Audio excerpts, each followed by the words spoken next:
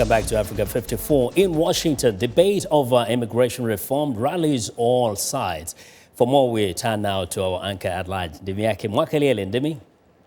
Thank you, Vincent. Well, immigration reform remains in Washington's political spotlight this week. VOA's Michael Bowman reports attention will be focused on whether and how the House of Representatives proceeds on an overhaul of federal immigration laws.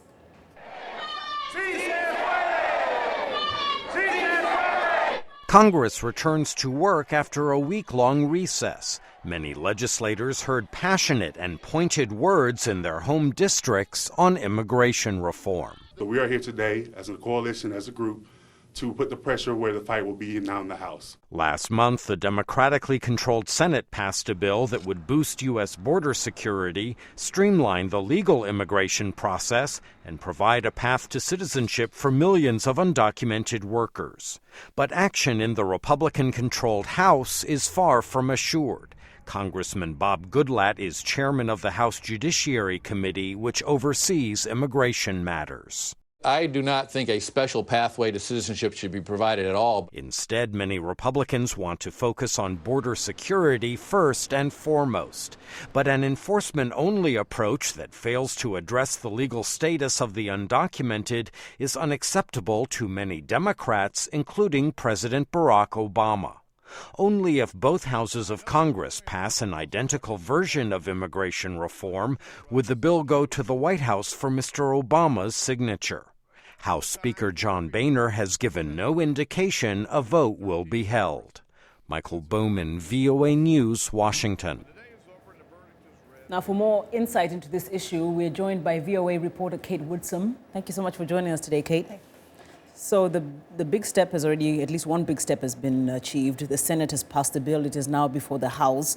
Is it likely to pass? And if not, what are the obstacles? Immigration reform has gained a tremendous amount of momentum, especially with the Senate's passage. But that momentum is really grinding to a very slow pace, if not a halt, in the House. What issues? Well, House Republicans are, the majority of them are white and conservative, and they represent primarily white districts. And so they're not entirely convinced that an issue that's very important to Hispanic voters is worth taking a political risk. Many of them are concerned about granting the 11 million undocumented immigrants a path to citizenship.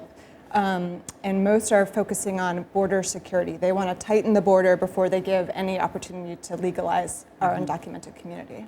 Now, let's talk a little bit more about this 11 million plus or less illegal or undocumented immigrants who are in the country right now. What does this bill mean for them? The bill that was passed in the Senate proposes a 13-year path to citizenship if people choose to do that. So not all of the 11 million would take that route, but right now we have families who have been here for decades in this country that would take advantage of that and get into a legal position. There's a series of hoops or conditions that they would have to meet. They would have to pay back taxes if they've been working here. They would have to pay fines. But that's the compromise, is pay the fine and then you'll get in. Now the DREAM Act, that applies to the children of illegal immigrants. That allows them to go to school and live?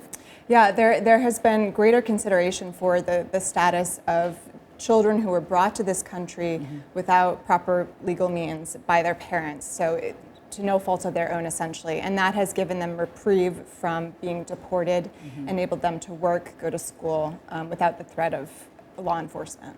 Now, what about for future immigrants or aspiring immigrants? What does this bill, if it passes and President Obama signs it, what is it going to take away or add to what is already there? The immigration bill, as it's proposed in the Senate, would change the face of America. Right now, the priority has been on family relations, and the emphasis will lean more towards skills that can build this economy. So there would be more visas for high-tech, high-skilled workers. And one of the sacrifices of that would be there no longer would be what's referred to as the diversity visa, a lottery that gives an opportunity for people. About 50,000 a year? There's 55,000 diversity lotto visas, and half of those about go to immigrants from African countries. Now, when you say it's completely scrapped and that they only apply to high-skilled, immigrants, that will mean people who have already specialized in this certain area in their countries?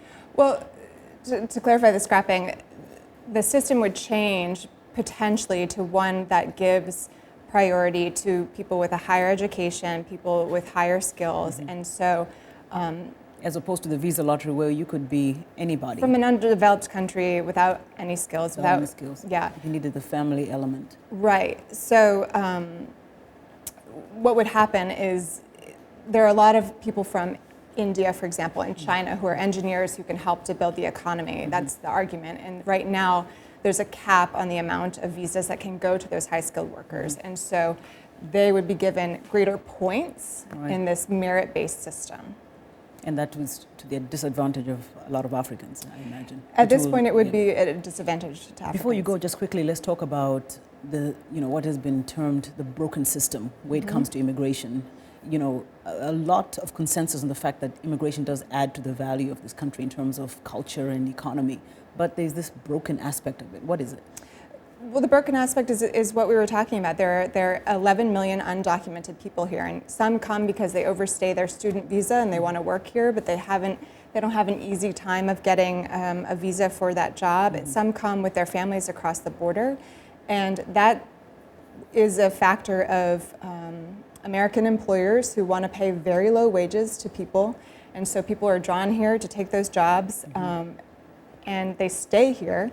But they're not able to pay taxes, they're not able to participate in society, and so some would consider that the broken system.